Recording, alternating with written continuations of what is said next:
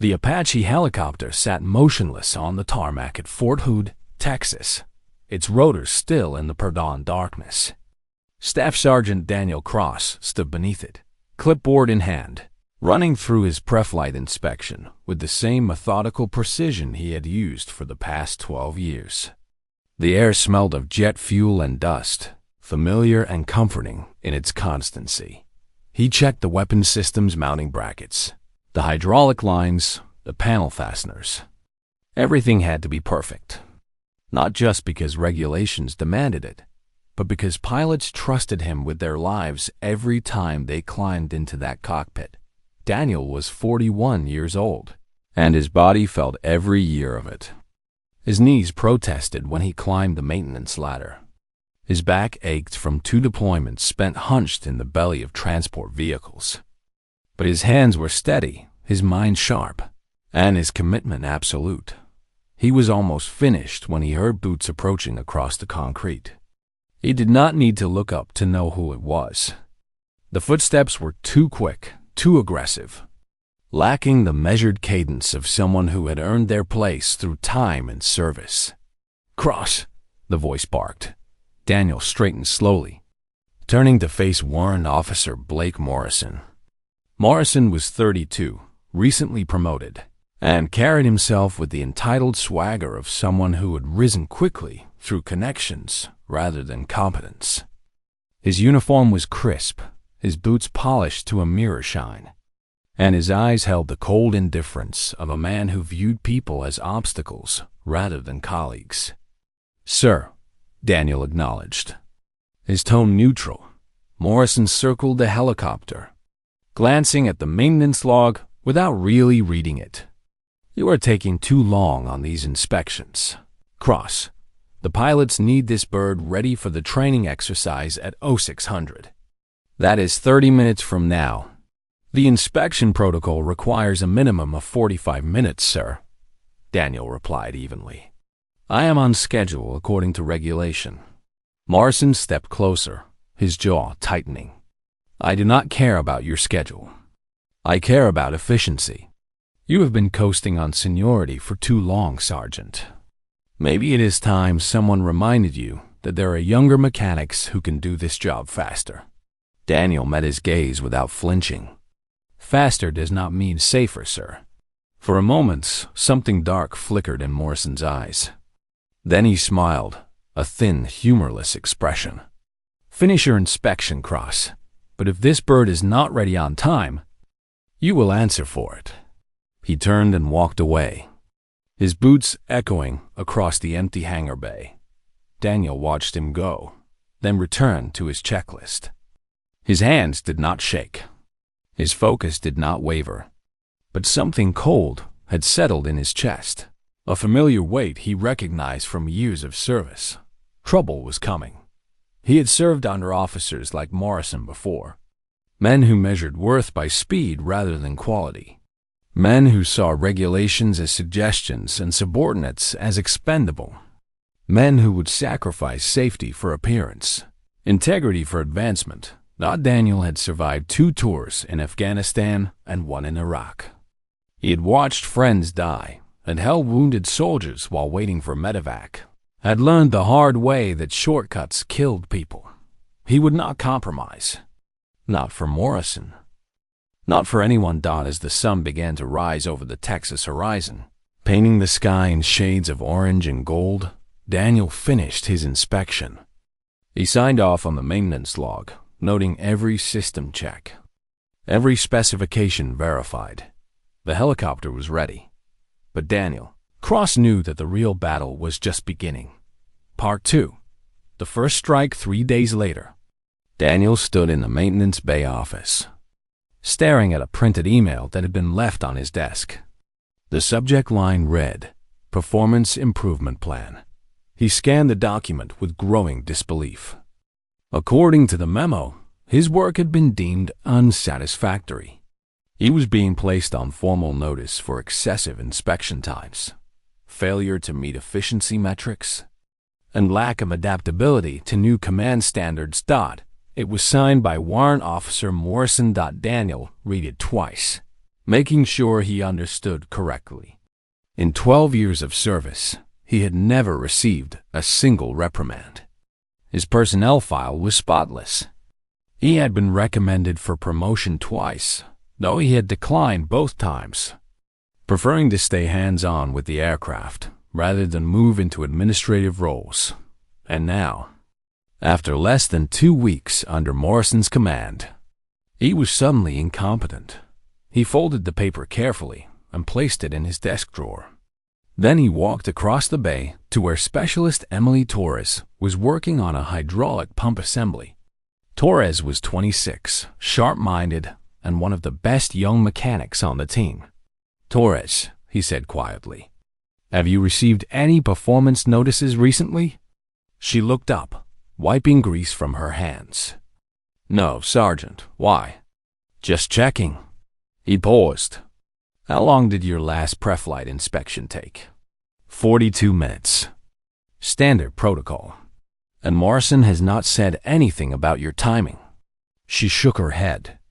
"Not to me. But I heard him talking to Chief Williams yesterday. He was asking about inspection regulations, whether they could be revised to reduce time requirements." Daniel felt the cold weight in his chest grow heavier. "What did the chief say?" "That regulations exist for a reason. That safety cannot be compromised for speed." Torres hesitated. Morrison did not look happy about it. Daniel nodded slowly. "Thank you, Torres. Keep doing things by the book. Always, Sergeant." That afternoon, Daniel was summoned to Morrison's office.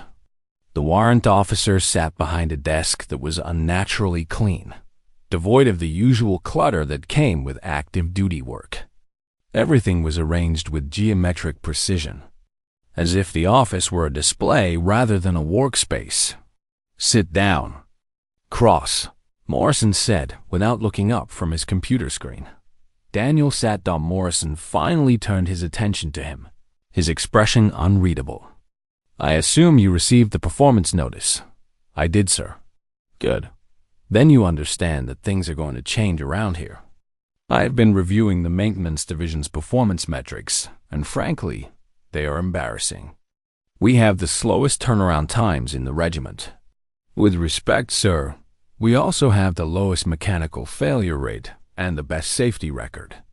Morrison's eyes narrowed. "Safety is important, Sergeant. But so is efficiency. Wars are not won by being cautious. They are won by being fast, decisive, and aggressive." Daniel kept his voice level. "I have been in combat, sir. I have seen what happens when maintenance is rushed. I have watched helicopters go down because someone skipped a step to save 10 minutes. That was then," Morrison said dismissively. "This is peacetime training. The stakes are different." "The stakes are never different when lives are on the line." Morrison leaned back in his chair, studying Daniel with cold calculation. "You have a problem with authority, Cross. That is clear. You think your experience gives you the right to question orders. I think my experience gives me the responsibility to speak up when something is wrong, and I think your experience has made you rigid and outdated." Morrison stood up, placing both hands on the desk. "Here's what is going to happen. You are going to follow my directives. You are going to meet the new efficiency standards. And if you cannot do that, I will find someone who can." Daniel stood as well, meeting Morrison's gaze without flinching. "If those directives compromise safety, I will not follow them." The silence that followed was heavy and dangerous. Morrison smiled, but there was no warmth in it. "Then I guess we understand each other perfectly, Sergeant. You are dismissed." Daniel left the office, his jaw tight, his hands clenched into fists at his sides. He had drawn the line. Now he would have to live with the consequences. Part 3. The pressure bills, the whispers, started 2 days later. Daniel noticed them first in the mess hall. Conversations that stopped when he approached. Glances that flickered away when he made eye contact. The subtle but unmistakable shift in atmosphere that came when someone had been marked. He sat alone at breakfast. eating scrambled eggs that tasted like cardboard, and watched the social dynamics play out around him. Most of the younger soldiers avoided his table entirely. A few of the senior NCOs nodded in acknowledgement but did not join him. Only Torres sat down across from him, her tray clattering against the table with deliberate loudness. "Morning, Sergeant," she said, her voice carrying across the space. "Morning, Torres." She stabbed at her eggs with unnecessary force. "So apparently you are a problem now. Apparently." Morrison has been making the rounds, talking about outdated procedures, about how some people are stuck in the past and holding the unit back. She looked up, her dark eyes fierce. "He's talking about you. I know. It is garbage, Sergeant. Everyone knows it. But no one is going to say anything," Daniel replied quietly. "Because Morrison is an officer, and officers do not get challenged without proof." Torres opened her mouth to argue, then closed it again. She knew he was right that the morning briefing was worse. Daniel stood in formation with the rest of the maintenance crew while Morrison addressed them from the front of the hangar. The warrant officer spoke with practiced confidence, outlining new efficiency initiatives, revised inspection protocols, and performance expectations. "We have dead weight in this unit," Morrison said, his gaze sweeping across the assembled soldiers. "People who are more concerned with following outdated procedures than with getting results. That ends today. Starting immediately, all pre-flight inspections will be completed within 30 minutes. No exceptions." A murmur rippled through the formation. 30 minutes was not enough time. Not if the job was done correctly. Daniel raised his hand. Morrison ignored him. "Sir," Daniel said, his voice cutting through the murmur. Morrison's jaw tightened. "Yes, Sergeant Cross. 30 minutes does not allow adequate time for a complete systems check. Regulation requires a minimum of 45 minutes for rotary wing aircraft. Regulation is a guideline, Sergeant, not a law. With respect, sir, it is both. The Army Maintenance Manual is binding protocol." Morrison stepped forward, his expression darkening. "Are you questioning my orders, Cross?" The hangar fell silent. Daniel met his gaze. "I am clarifying them, sir.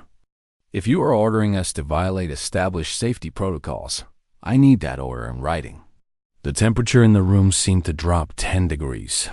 Morrison smiled, but his eyes were ice. "You want it in writing? Fine.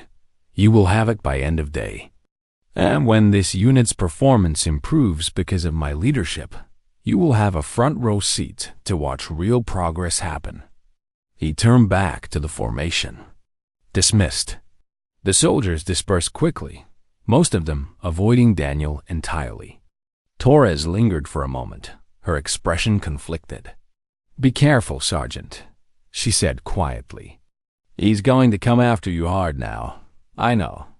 And you are still going to fight him?" Daniel looked at the helicopters lined up across the hangar bay. Beautiful machines. Deadly machines. Machines that required respect and precision and care. "I do not have a choice," he said. That afternoon, the written order appeared in his inbox. It was brief, formal, and devastating. All maintenance personnel were now required to complete pre-flight inspections within 30 minutes. Any soldier who failed to meet this standard would be subject to disciplinary action. It was signed by Morrison and countersigned by the company commander, Captain Reynolds, a career officer who rarely questioned his subordinates. Daniel printed the order and placed it in a folder with his performance improvement. Notice, he was building a file because he knew that when this fight reached its conclusion, documentation would be the only weapon that mattered. Part 4. The breaking point.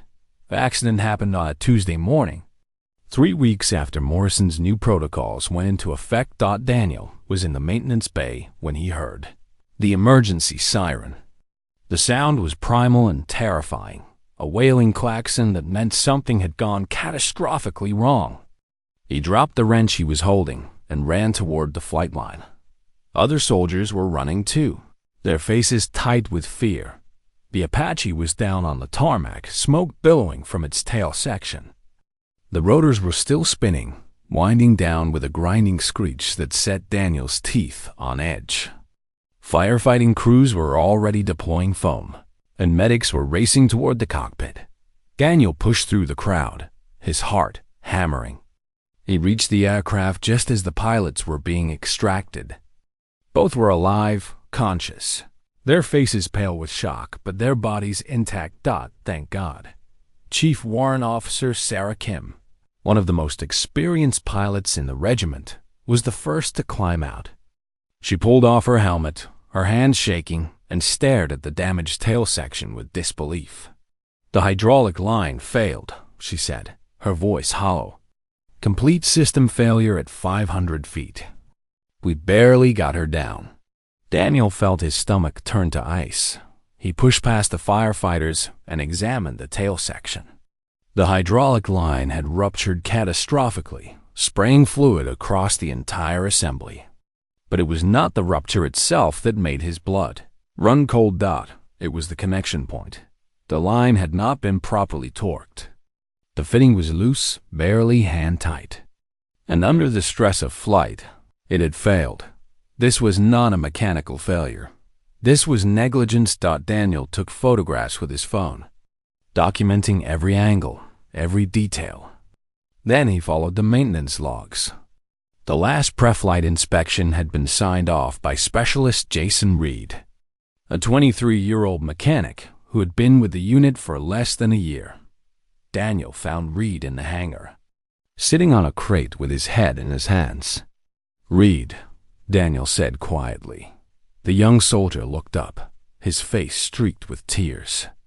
"I checked it, Sergeant. I swear, I checked it. How long did your inspection take?" Reed's voice broke. 28 minutes. Morrison was watching. He kept telling me to hurry up. He said if I went over 30, he would write me up. Daniel felt a wave of cold fury wash over him. "Did you torque the hydraulic fitting?" "I thought I did. But Morrison kept rushing me, and I was trying to finish on time, and I must have missed it." Reed's hands were shaking. "I almost killed him. Oh God, I almost killed him." Daniel placed a hand on the young man's shoulder. "This is not your fault, Reed. You were put in an impossible situation. But I signed off on the inspection. My name is on the log. I know. And that is exactly what Morrison is counting on." Daniel left Reed with Torres and walked directly to Morrison's office. He did not knock. He pushed the door open and stepped inside. Morrison looked up from his desk, his expression carefully neutral. "Sergeant Cross, I assume you heard about the incident." "I did. I know what caused it. Mechanical failure. These things happen." "No," Daniel said, his voice hard. "Negligence caused it. Your negligence. You ordered Reed to complete an inspection in 30 minutes, and because he was rushing to meet your arbitrary deadline, he missed a critical torque check." Morrison leaned back in his chair, his expression cold. "Are you accusing me of something, Sergeant?" "I am stating facts. You created unsafe working conditions, and those conditions nearly killed 2 pilots. Specialist Reed signed off on that inspection. If there was a mistake, it was his responsibility. He's a junior mechanic who was following your orders. Orders that violated established safety protocols." Morrison stood up slowly, his face hardening. "You need to be very careful about what you say next. Cross, accusing a superior officer of misconduct is a serious offense. So is reckless endangerment." The silence between them was electric with tension. Morrison walked around the desk, stopping inches from Daniel. "You have been a thorn in my side since the day I arrived, Cross. You think you know better than everyone else. You think your experience makes you untouchable. But here is the reality. You are a dinosaur, a relic. And this unit does not need you anymore. Daniel did not back down. This unit needs people who care more about safety than their own career advancement. Morrison's smile was razor-thin. Get out of my office, Sergeant. And when the investigation into today's incident begins, I suggest you remember your place. Daniel turned and walked out. His hands clenched into fists that he knew what was coming. Morrison would bury the truth. He would blame Reed. He would protect himself and his career. And the system would let him do it because that was how the system worked. Unless someone fought back. Daniel returned to his desk and opened his computer. He pulled up the Army Inspector General's anonymous reporting system and began typing. He documented everything. The performance notices, the forced efficiency standards, the written orders that violated safety protocols, the pressure placed on junior mechanics, the accident. He attached the photographs of the failed hydraulic line. He attached copies of the maintenance logs. He attached Morrison's written directive reducing inspection times. Then he submitted the report. It was done. He had crossed the Rubicon. Now he would face whatever consequences came. Part 5. The investigation. The call came 2 weeks later. Daniel was in the hangar, supervising a rotor blade replacement when his phone buzzed. The number was unfamiliar, but the area code was Pentagon adjacent. He stepped outside to take it. Staff Sergeant Cross, he answered. Sergeant Cross, this is Colonel Patricia Hayes from the Inspector General's office. Do you have a moment to speak privately? Daniel's pulse quickened. Yes, ma'am. I am calling regarding a report filed 3 weeks ago concerning safety violations and command misconduct at Fort Hood. The report was anonymous, but based on the level of detail and access to documentation, we have reason to believe you are the source. Daniel took a breath. I am, ma'am. There was a pause. Then I need to inform you of several things. First, your report triggered a formal investigation. Second, that investigation is now active and ongoing. Third, you need to understand that by coming forward, you have placed yourself in a difficult position. Retaliation is prohibited, but it happens. You need to be prepared.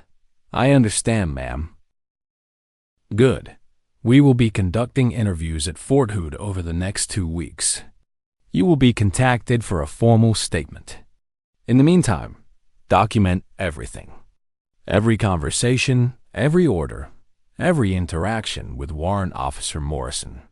Do you understand? Yes, ma'am. One more thing, Sergeant. What you did took courage. A lot of soldiers see problems and stay silent because they are afraid of the consequences. You chose differently. That matters. The line went dead. Daniel stood in the Texas heat, staring at the horizon, and felt the weight of what he had set in motion. 2 days later, a team of 3 investigators arrived at Fort Hood. They were quiet, professional, and relentless. They pulled maintenance logs, reviewed inspection records, and interviewed every mechanic in the unit. Morrison's demeanor changed immediately. The swagger evaporated, replaced by a careful, controlled professionalism. He stopped issuing directives about inspection times. He stopped criticizing Daniel publicly.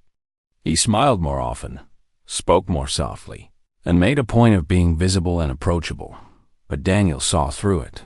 Morrison was performing for the investigators, playing the role of a competent, caring officer who had simply been misunderstood. The mechanics noticed it too. Torres pulled Daniel aside one afternoon, her expression grim. He is slippery, Sergeant. He is covering his tracks. I know. What if the investigation does not find anything? What if he gets away with it? Daniel looked at the helicopters lined up across the tarmac. Then we keep fighting, one way or another. The turning point came during an interview with Chief Warrant Officer Kim, the pilot who had survived the hydraulic failure. Daniel was not present, but Torres overheard part of the conversation through the thin walls of the Administrative Office. Kim had been direct and unflinching. She testified that she had raised concerns about rushed maintenance procedures weeks before the accident. She had been ignored. She also testified that Morrison had dismissed her complaints as overreaction and told her that pilots needed to trust their maintenance crews, not micromanage them. It was damning testimony. But Morrison had an answer for everything. He claimed he had been working to improve efficiency without compromising safety. He claimed that Reed's mistake was an isolated incident. He claimed that Daniel's report was the result of a personal grudge, not legitimate concern. And for a while, it seemed like he might succeed. Then the investigators found the email. It was buried deep in Morrison's sent folder. A message he had written to Captain Reynolds 2 months earlier. In it, Morrison outlined his plan to reduce maintenance times and improve efficiency metrics. He explicitly stated that the goal was to make his unit's performance numbers stand out for his next promotion review. He also wrote, "Some of the older NCOs will resist, Cross in particular. But if we apply enough pressure, they will either adapt or quit." The email was forwarded to Colonel Hayes within hours. Daniel received another call that evening. "Sergeant Cross, we have sufficient evidence to proceed with formal charges. Warrant Officer Morrison will be relieved of command pending the outcome of a court-martial hearing. You need to prepare yourself for what comes next." "What comes next, ma'am?" "Justice, Sergeant. And hopefully some measure of accountability." Daniel hung up the phone and walked outside. The sky was clear, filled with stars that stretched from horizon to horizon. Somewhere in the distance, a helicopter lifted off, its rotors cutting through the night air with rhythmic precision. He thought about Reed, who had been cleared of wrongdoing and transferred to a different unit. He thought about Kim, who had returned to flying with her characteristic fearlessness. He thought about Torres and the other young mechanics who deserved better leadership than what Morrison had offered. And he thought about the countless soldiers who would never know how close they had come to disaster because one warrant officer valued his career more than their lives. The fight was not over yet, but for the first time in weeks, Daniel Cross allowed himself to hope. Part 6. The Unraveling. The court-martial proceedings began on a cold morning in late January. The military courtroom was austere, all polished wood and rigid formality, located in a building that had witnessed decades of military justice. Daniel sat in the gallery, his dress uniform pressed to perfection, his hands folded in his lap. Warrant Officer Blake Morrison sat at the defense table, flanked by 2 military attorneys. He wore his uniform with the same meticulous precision he always had, his posture straight, his expression carefully composed.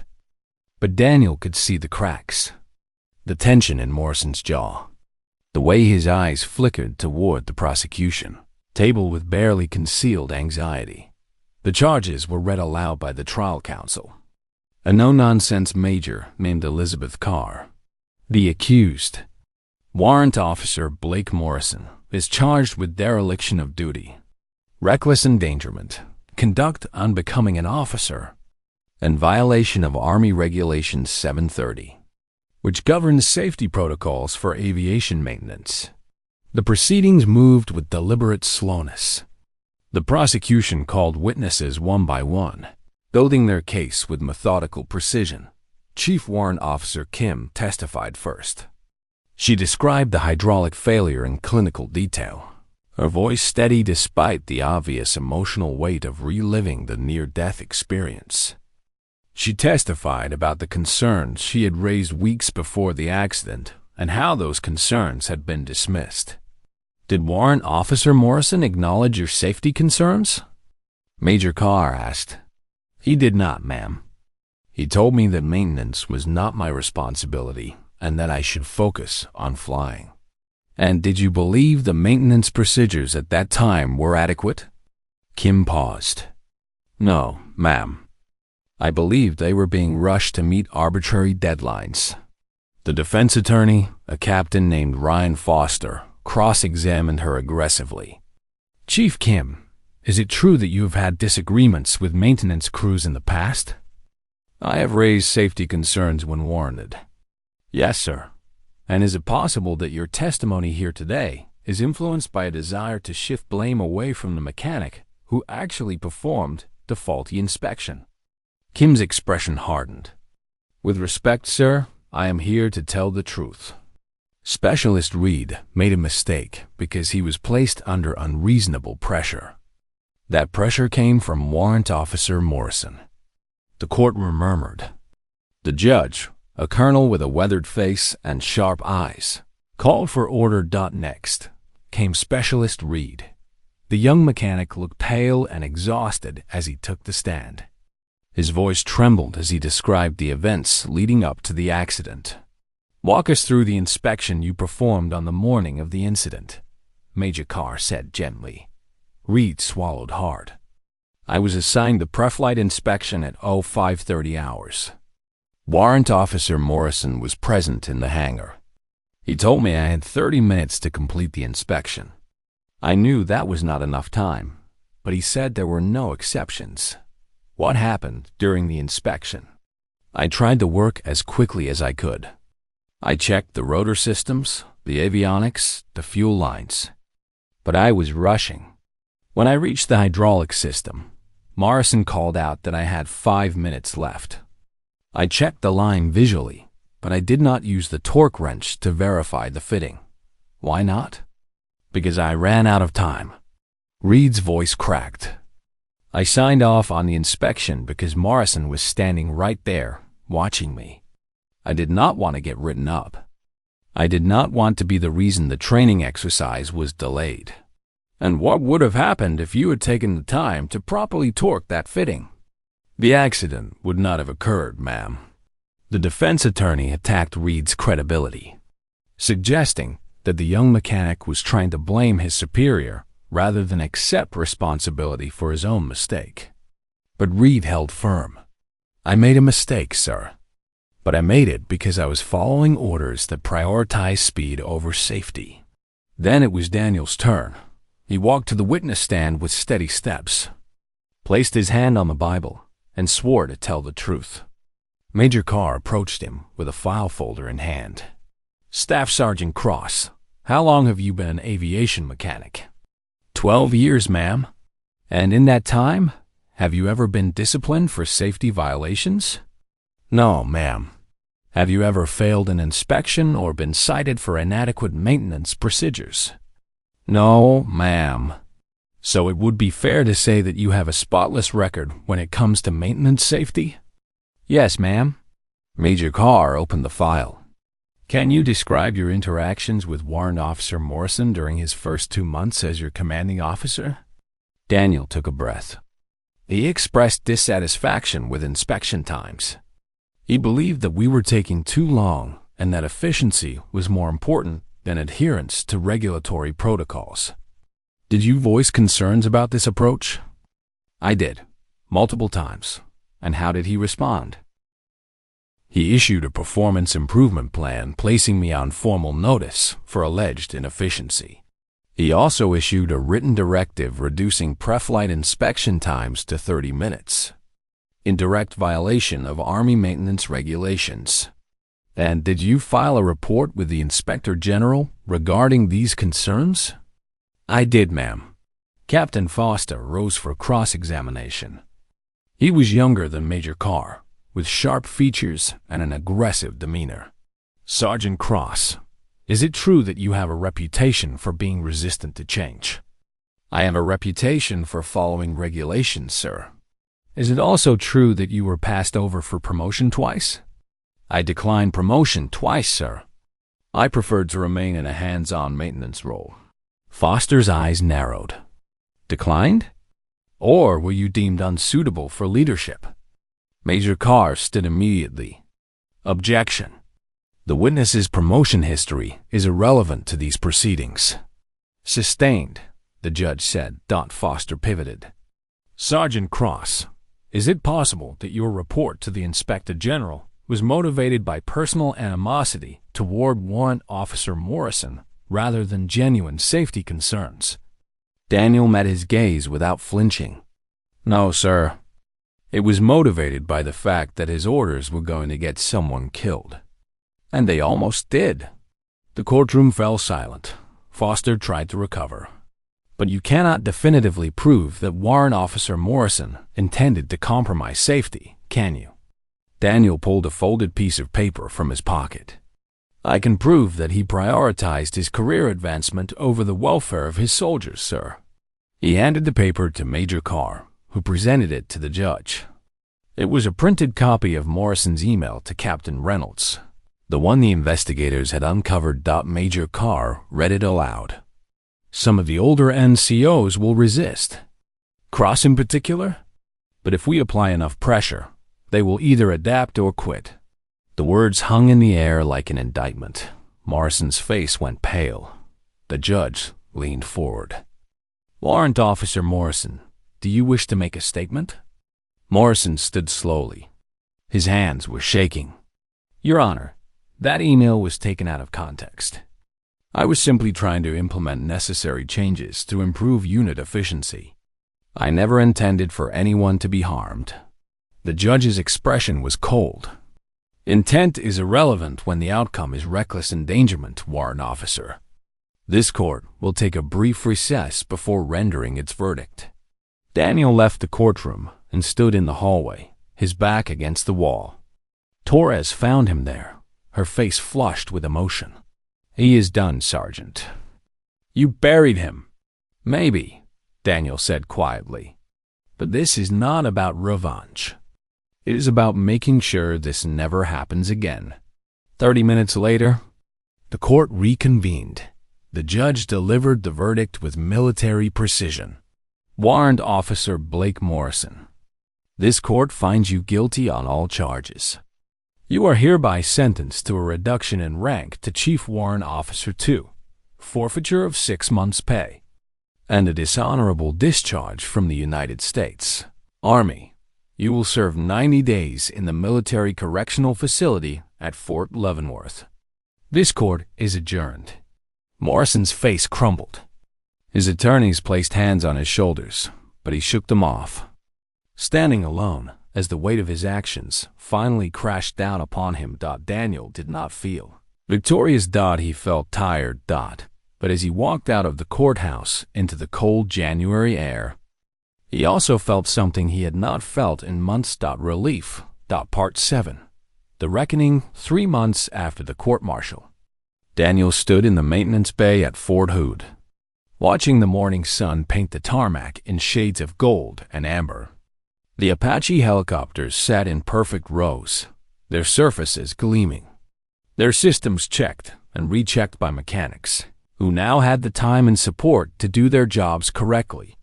The changes had been swift and comprehensive. Captain Reynolds, who had countersigned Morrison's dangerous directives without question, had been quietly reassigned to a desk job in logistics. A new warrant officer, Chief Warrant Officer Marcus Powell, had taken command of the maintenance division. Powell was 53 years old, a former enlisted mechanic who had risen through the ranks the hard way. He believed in regulations, respected experience, and listened when his NCO spoke. The maintenance bay felt different now. The tension that had permeated every conversation was gone, replaced by the comfortable rhythm of competent professionals working in sync. Daniel had been called to a meeting with Colonel Hayes, the Inspector General who had overseen the investigation. She had flown in from Washington, specifically to speak with him. They met in a small conference room off the base headquarters building. Hayes was in her late 50s, with silver hair pulled back in a severe bun and eyes that missed nothing. Sit down, Sergeant Cross, she said. Daniel sat. Hayes placed a folder on the table between them. I wanted to meet with you personally before I returned to Washington. What you did, it took extraordinary courage. You put your career, your reputation, and your personal safety on the line to protect your fellow soldiers. That deserves recognition. I was just doing my job, ma'am. No, Hayes said firmly. You did much more than that. Most soldiers see problems and stay silent because they are afraid of retaliation. You chose to speak up, even when it would have been easier to keep your head down. That is not just doing your job. That is leadership. She opened the folder and slid a document across the table. This is a recommendation for the Soldier's Medal. It is awarded for acts of heroism not involving actual combat. The board has approved it. You will receive the medal at a ceremony next month. Daniel stared at the document. Ma'am, I do not need a medal. I just wanted to make sure no one got hurt. I know. That is exactly why you deserve it. Hayes leaned back in her chair. But I did not come here just to give you good news. I also mean to give you a warning. Daniel looked up. What you exposed was not an isolated incident, Hayes continued. Morrison was a symptom of a larger problem. Too many officers prioritize career advancement over their responsibilities to the soldiers under their command. Too many senior leaders look the other way when subordinates cut corners. The system protects people like Morrison until something catastrophic happens. So what changes, ma'am? That depends on people like you. People who are willing to stand up when things go wrong. People who understand that regulations are not suggestions. They are safeguards written in blood. She paused. I have been authorized to offer you a position with the Inspector General's office. You would be assigned to investigate safety and command climate issues across multiple installations. You would have the authority to root out corruption and hold leaders accountable. Daniel was silent for a long moment. I appreciate the offer, ma'am. But I am a mechanic.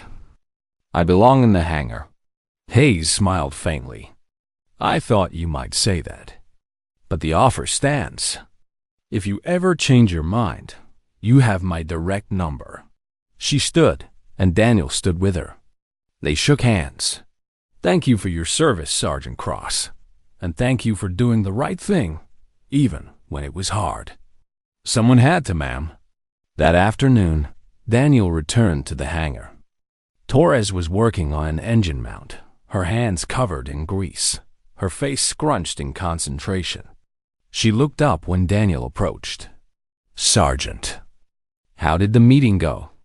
They offered me a job in Washington. Her eyes widened. Are you taking it? No.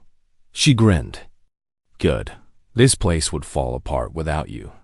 Daniel smiled. I doubt that. You are going to make an excellent NCO someday. Torres, learn from the best, she said as the day wore on. Daniel found himself standing beneath one of the Apaches, running his hands along the cold metal of the fuselage. These machines were beautiful and deadly, capable of extraordinary things when properly maintained. But they were also fragile. They required care, attention, and respect, just like the soldiers who flew them. He thought about Morrison, sitting in a cell at Fort Leavenworth, his career destroyed, his future uncertain.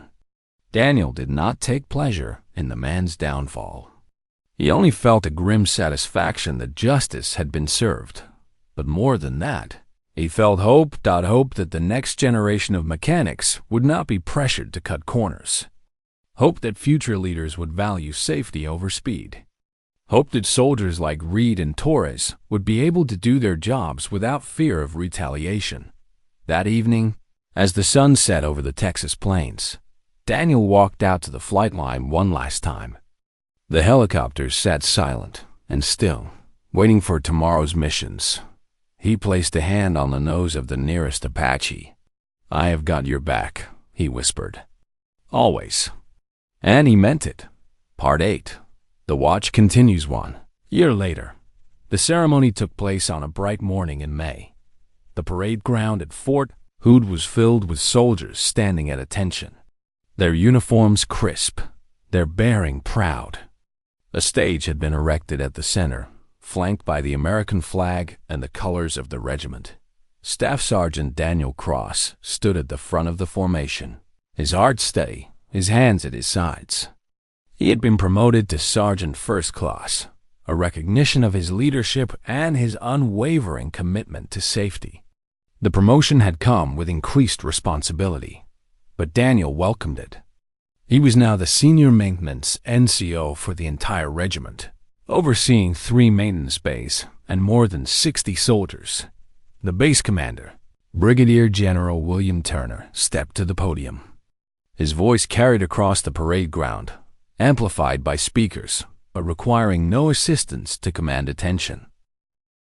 Today, we honor a soldier who exemplifies the values of the United States: Army, loyalty, duty, respect, selfless service, honor, integrity, personal courage. Sergeant First Class Daniel Cross embodies all of these, but it is his courage and integrity that bring us here today. Turner described the events of the previous year in measured tones. He spoke of the investigation, the court-martial, and the reforms that had been implemented across the Army as a result of Daniel's actions. Because of Sergeant Cross's willingness to speak up, we have strengthened our safety protocols. We have reminded our leaders that efficiency can never come at the expense of the lives entrusted to their care. And we have sent a clear message that misconduct will not be tolerated, regardless of rank or position. Turner called Daniel forward. Daniel marched to the stage, his boots striking the concrete with precise rhythm. He stood at attention as the soldier's medal was pinned to his chest. The medal was heavy, solid, a tangible weight that reminded him of all the lives that had been saved because he had chosen not to stay silent. "Congratulations, Sergeant Cross," Turner said, shaking his hand. "You have earned this." Daniel saluted. "Thank you, sir." The formation erupted in applause after the ceremony. Daniel walked back to the maintenance bay. Torres was waiting for him, along with Reed and several other mechanics. They had hung a makeshift banner across the entrance. "Congratulations, S. Phi Cross." "You did not have to do this," Daniel said, though he could not suppress a smile. "Sure we did," Torres said. "You were stuck with us now." Reed stepped forward, his expression serious. "Sergeant Cross, I just wanted to say thank you for standing up for me, for standing up for all of us. You did not need me to stand up for you. Reed, you did the right thing when you told the truth, only because you showed me it was possible." As the celebration continued, Daniel slipped away and walked out to the flight line. The helicopters were prepped and ready, their inspections complete, their systems verified. Everything was as it should be. He stood there for a long time, watching the sun climb higher into the Texas sky. He thought about Morrison, who had been released from Fort Leavenworth 3 months ago and discharged from the Army. Daniel did not know what had become of him, and he did not care. That chapter was closed. He thought about the pilots who flew these machines every day, trusting that the mechanics below them had done their jobs correctly. That trust was sacred. It was earned through competence, dedication, and an unwavering commitment to doing things right, even when no one was watching. And he thought about the soldiers who would come after him, the young mechanics who would one day face their own ethical challenges, their own moments of doubt, their own decisions about whether to speak up or stay silent. He hoped they would remember his story. He hoped they would find the courage to do what was right, even when it was hard, because that was what service meant. Not glory, not recognition, not medals pinned to a chest. Service meant standing watch over the people who depended on you. It meant protecting them, even when that protection came at great personal cost.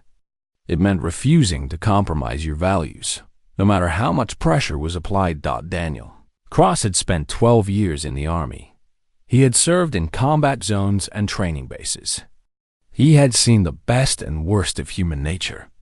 And through it all, he had learned one fundamental truth: the watch never ends. There would always be another threat, another corrupt leader, another soldier who needed someone to stand up for them. And as long as Daniel drew breath, he would be there. Not because he wanted recognition, but because someone had to. He turned and walked back toward the hangar, where his soldiers were waiting. The sun was bright, the sky was clear, and the helicopters gleamed on the tarmac like promises kept. The watch continued, and Daniel Cross was ready. The E&D's story is a work of fiction inspired by the courage of countless service members who have spoken up against misconduct and injustice.